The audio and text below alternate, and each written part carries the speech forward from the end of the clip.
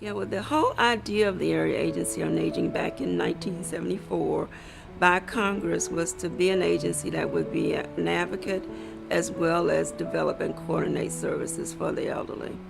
So we're there to find out what services are needed and get them to the seniors. The rural parishes, in many cases, didn't have anything to help people like we were doing with the councils on aging, and it really made a tremendous difference in their lives.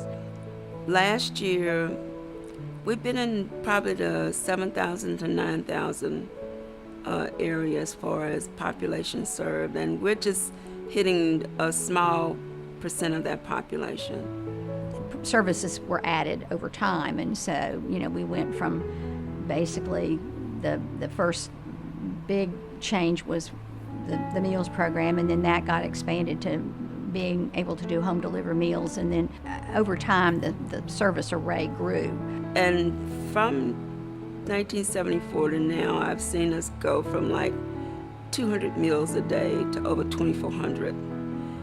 And we're able to provide more home and community-based services to keep them in their own homes. Over the last several years, we've gone a lot more to wellness services, preventing a fall or teaching people how to be more mobile.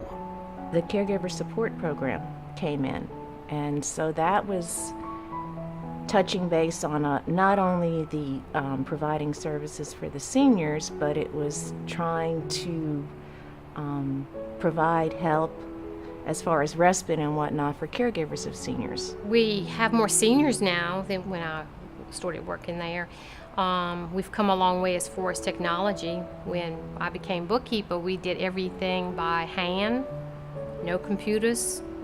And we graduated for one computer in the office, and then it just kept escalating from there. I think the major change really is that the focus shifted from lightweight services to very hard, specific social services that really do have the ability to keep people home and keep them independent and keep them from having to go into facilities. We all have that same mission of these are our parents and our grandparents, and what can we do to improve their quality of life and keep them where they want to be. We all want to be there. We all want to stay in our homes as long as we can, and we all want to be independent. It gives them an opportunity to remain in community.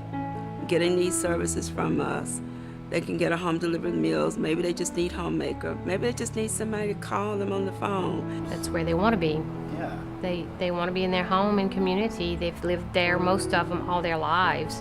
Well, I think it has a lot of impact on the seniors' own children, because a lot of the services are services that they would have to do if they weren't being provided this way, and they can go to work and make a living instead of staying home and taking care of an elderly person. So, if you think about it just from an economic standpoint, it can be significant. We do 10 parishes, meal deliveries and other services, and congregate meals and about 12 other services. But we do it in the outlying parishes. We don't do it in East Baton Rouge Parish. When you go out there, or when you drive through there, which we all do, you see a lot of rural people who are quite needy. The persons delivering the meals were sometimes the only person that senior would see in a week or two or a month. And so they were able to just have a short visit. A few months ago, we had some people down from the GAO, or the Governmental Accountability Office. They had been tasked by Congress to actually see if the meals programs were working across the country. And we were one of the agencies chosen here in Baton Rouge, in Louisiana. And they had been to rural Vermont before they came here. And we took them on a home delivered meal route in Greensburg, in St. Helena Parish. And we took them on a home delivered meals route in a congregate center in Donaldsonville. And they were just horrified. they did not realize that people lived in the conditions that they live in now, and then the distance that was between neighbors on that rural route, and the fact that they had to go down little dirt roads and all of that to get to the next person's house. And they asked if someone actually lives there, and so those are kind of some of the challenges that we faced that evidently was nothing like rural Vermont.